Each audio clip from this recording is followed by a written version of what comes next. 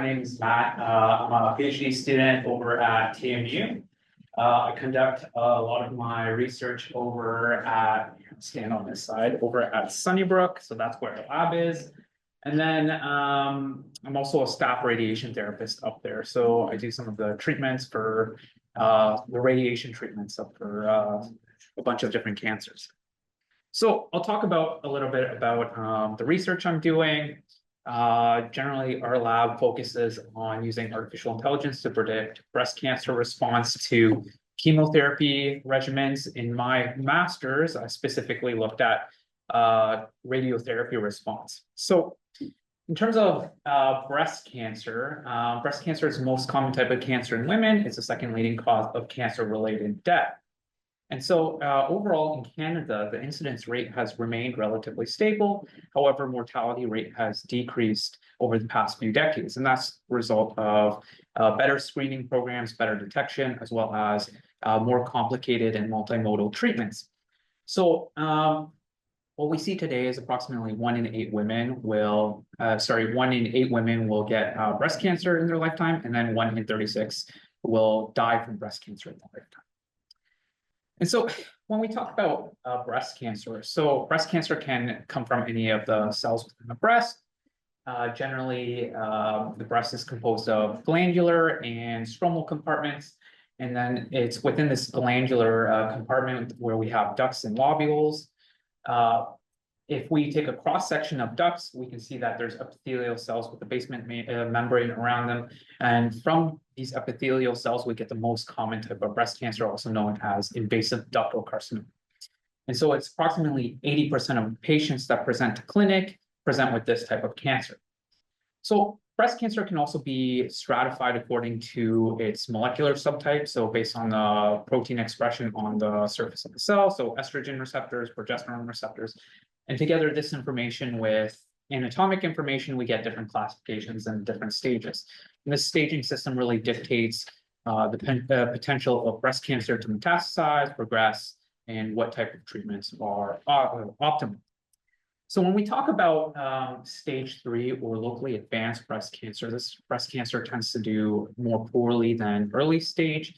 That's just because it has a higher progression rate, more potential to metastasize, higher rate of recurrence. And you can see that just overall survival tends to be a little bit lower.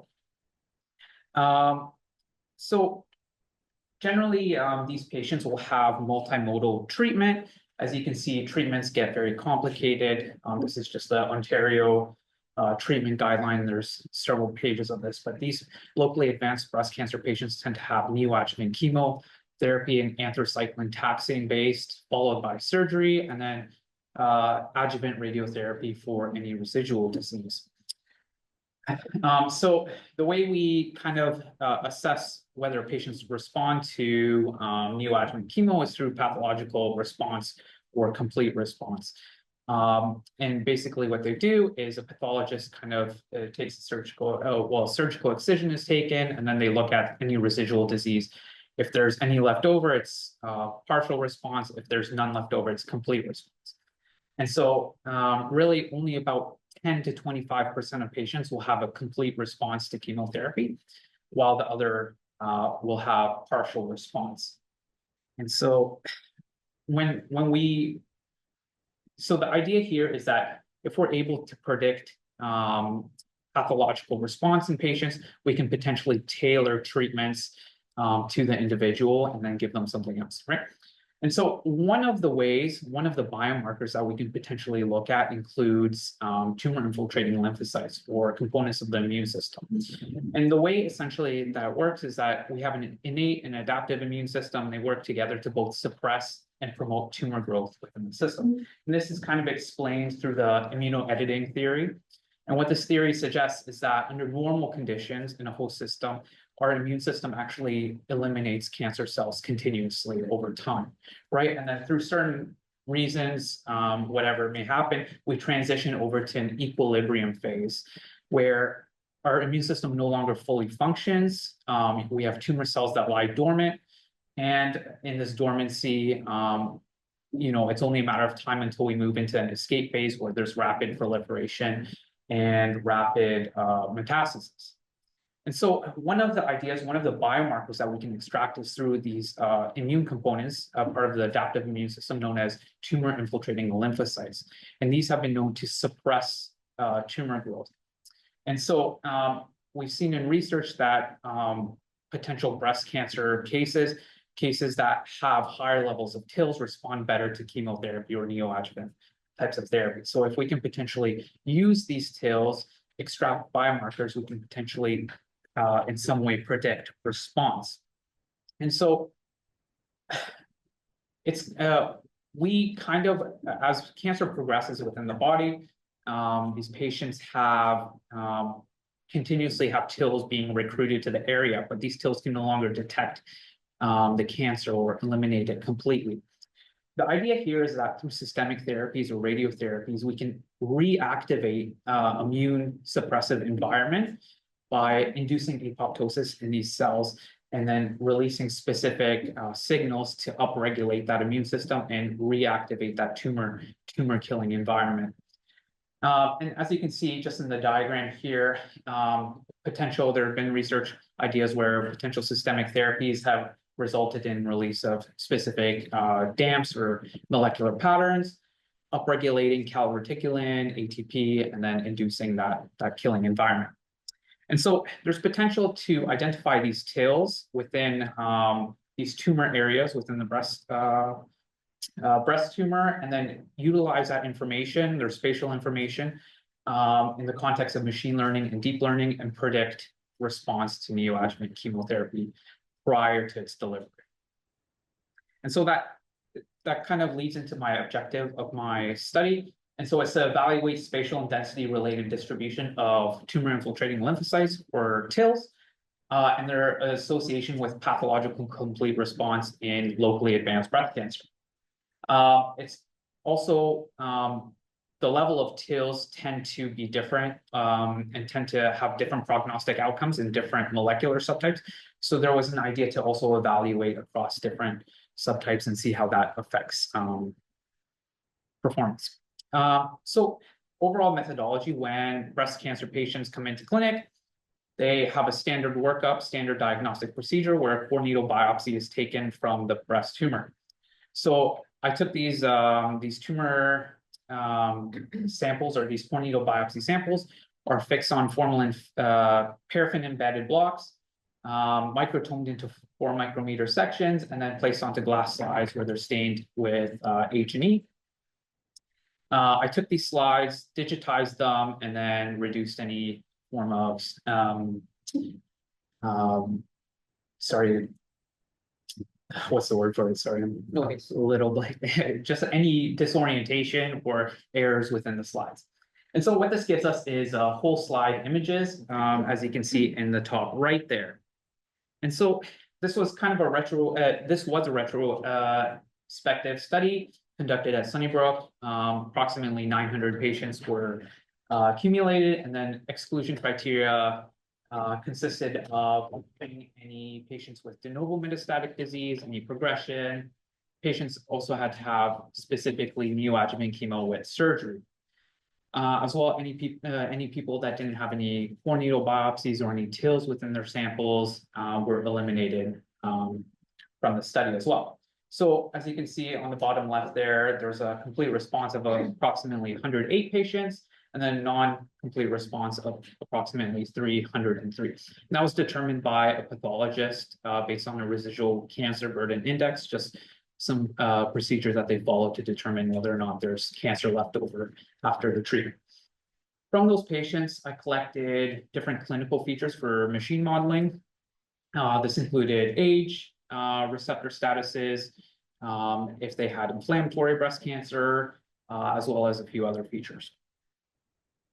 And so this leads me into the pre-processing step. So each full slide image has several sections in it. Each section was identified and then placed through an O2 thresholding algorithm just to determine the foreground tissue from the background of the slide.